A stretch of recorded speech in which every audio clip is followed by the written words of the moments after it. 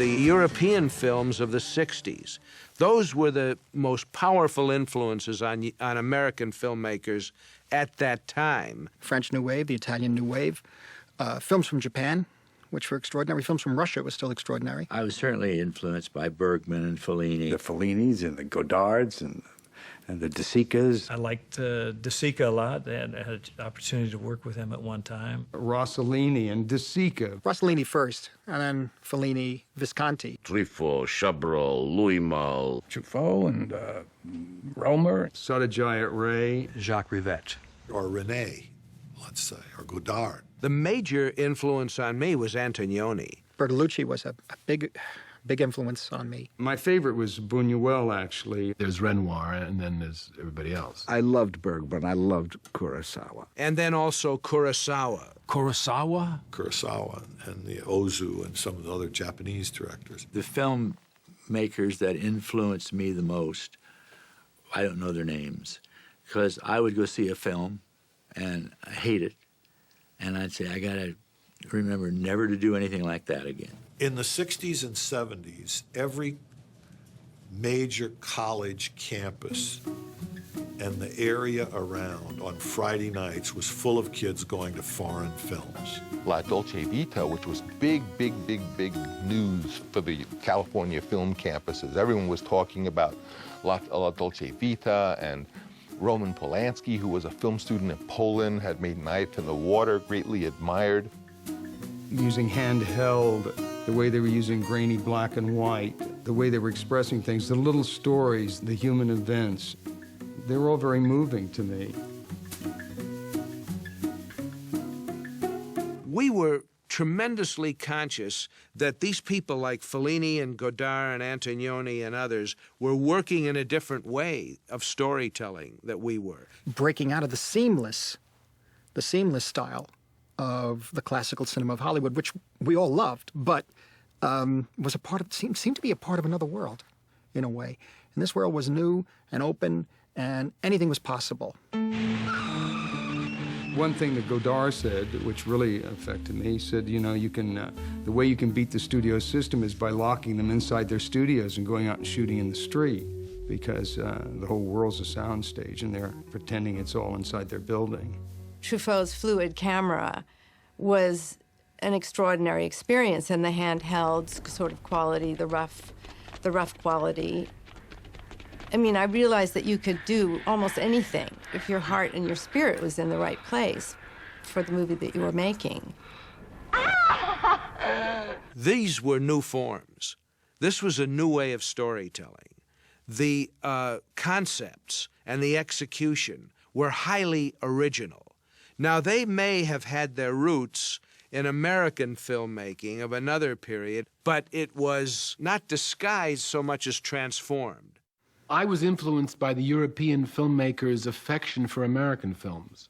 Their point was that in the studio system, despite the factory-like nature of the business, there were those filmmakers whose personality transcended all events, and whose personality you could feel in the work, no matter who wrote it, no matter who produced it, or in fact, no matter who was in it.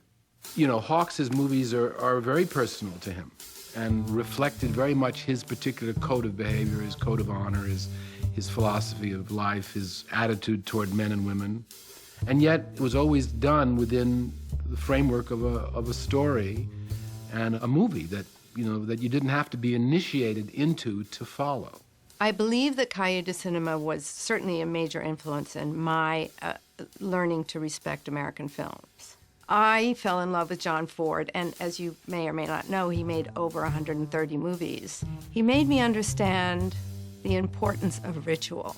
I had never really understood the world that I grew up in until I saw John Ford's films about the cavalry. When the French decided to discover us, in my view, they discovered our crap. They didn't discover our great movies. I've never read a serious Cahiers du Cinema piece on Willie Wyler or Billy Wilder. Each of them had the highest level of work of almost any director I can think of. The sheer quality, one after another, after another, after another.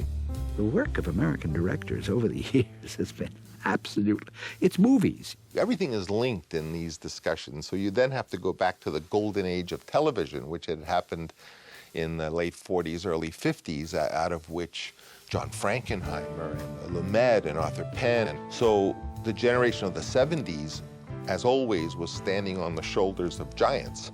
I mean, John Frankenheimer was a giant. I mean, his work that he did as a 26-year-old, live television, which was a more cinema-style live television, that was amazing work that will stand forever as great cinema. And it was done live. It was one day, one shot, you know, figure it out. How did they do it even? Arthur Penn was a theater director. He was very admired, and I mean, for myself as a theater student, really looked up to Arthur Penn and was very impressed with even the earlier films he had made. When I had first read the Benton and Newman script, they had been influenced by seeing Jules and Jim, by French cinema, who in turn had been influenced by its love of old American gangster movies, and the two reached a sort of confluence with Bonnie and Clyde. Suddenly it was possible to conceive of sexual scenes and suggestions of sexual behavior that had never been permitted before. It's hard to understand, if you hadn't lived before that time, what a major impact that freedom of a point of view did to people's brains. You say, wait a minute, then there are no rules here. Wait a minute! What the hell are we talking about? Who cares? Yeah, so for a minute or two, we're not stupid, we have a good time. Who does it hurt? I mean, who makes up the rules anyway? I mean, always play it cool, always put everybody down.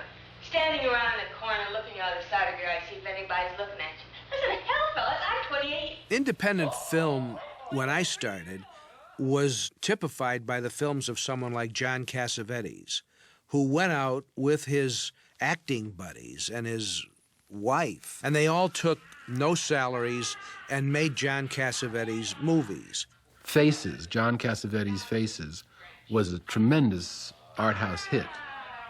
Got nominations and everything, and it was a big surprise for everybody because it was a grainy 16mm movie blown up, and that was a very personal movie, and I think that was the beginning of what a lot of people interpreted as the new Hollywood. Cassavetes was a great influence, and also made, when I saw Shadows, that's when I realized you can maybe actually go off and do a film, meaning that you don't have to have the trappings of the studio. Cassavetes was wonderful to watch. I never worked for him, but I saw him shoot a few times, and he would give anybody the camera. You know, if you, well, you don't like the shot, well, you shoot it. Suddenly there'd be a guy who never had a camera in his hand before, and he liked that. He liked the freshness of it. As far as a technical director, I'm a very difficult director, because I have no truck with anyone that doesn't watch the scene.